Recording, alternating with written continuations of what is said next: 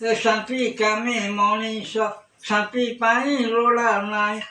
ଯୁଦ୍ଧ ଆଉ ସନ୍ତ୍ରାସ ଶାନ୍ତି କାମେ ମଣିଷ ଶାନ୍ତି ପାଇଁ ଲୋଡ଼ା କାଲି ଆତ୍ମା ଭକ୍ତି ବିଶ୍ୱାସ ଶାନ୍ତି କାମେ ମଣିଷ ଅହଙ୍କାରକୁ ତ୍ୟାଗ କର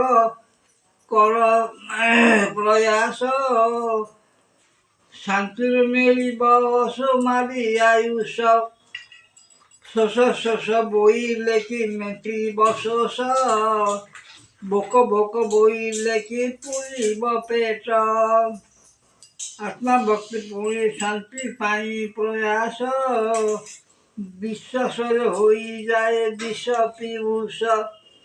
ଯୁଦ୍ଧ ଭୟ କରି ଗୋଳ ସମାଜ ନେଇ